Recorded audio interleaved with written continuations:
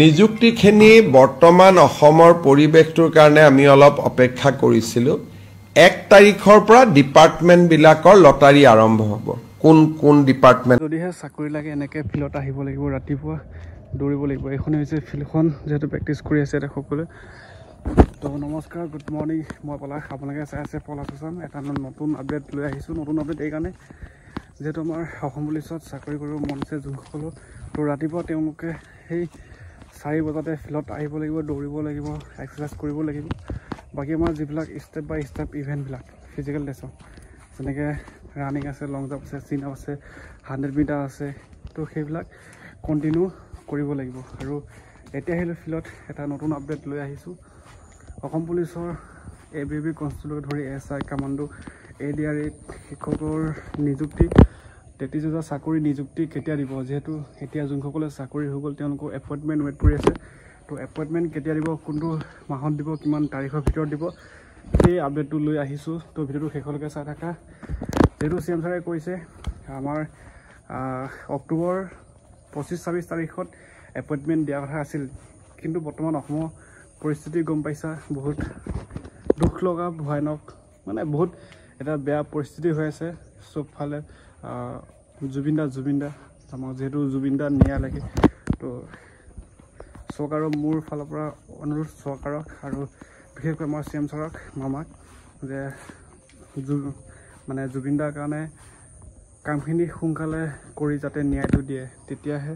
আমাৰো ভাল লাগিব তো জুবিন দাৰ লগত প্ৰকৃততে কি হৈছিল সকলোৱে গমেই পাইছে বৰ্তমান তো বাকী আছে আমাৰ ন্যায়টো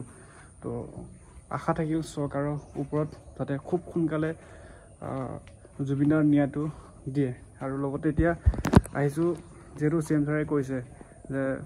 অসমৰ বৰ্তমান পৰিস্থিতি বেয়া সেইটো কাৰণে এপইণ্টমেণ্টবোৰ আমি দিয়া হোৱা নাই বা ডিপাৰ্টমেণ্টৰ যিবিলাক কৰ্মকৰ্তা তেওঁলোকে বৰ্তমান সেই কামবিলাক আগবঢ়া নাই তো তেওঁলোকে কৈছোঁ এতিয়া যোনসকলে এপইণ্টমেণ্ট ৱেইট কৰি আছে অসম পুলিচকে ধৰি ADRE শিক্ষকৰ বা যিবিলাক ভেকেঞ্চি চাকৰিৰ নাম আহি গ'ল তেওঁলোকক কৈছোঁ CM ছাৰে এটা মন্তব্য জনালে সেই মন্তব্যটো চোৱা ভিডিঅ'টো বেছি দীঘল নকৰোঁ যে তাত জনাইছে আৰু 15 দিনমান লাগিব হাতত সময় তাৰপিছত নৱেম্বৰ আমি সেই মাজভাগতে এপইণ্টমেণ্টবোৰ দি দিম তো আকৌ নেক্সট এটা দিব আছে শিক্ষকৰ তেওঁলোকৰ ফাইনেল মেৰিট লিষ্ট দিব আছে ফাইনেল ফলাফল ঘোষণা কৰিব আছে শিক্ষকক তো সেইটো দি দিব আৰু এতিয়া CM ছাৰৰ মন্তব্যটো চোৱা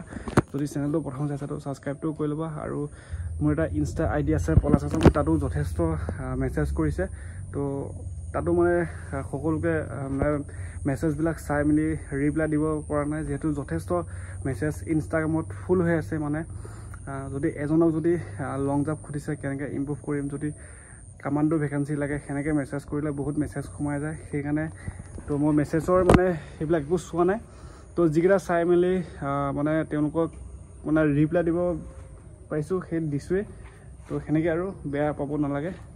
এতিয়া CM ছাৰৰ মন্তব্যটো চোৱা নিযুক্তিখিনি বৰ্তমান অসমৰ পৰিৱেশটোৰ কাৰণে আমি অলপ অপেক্ষা কৰিছিলোঁ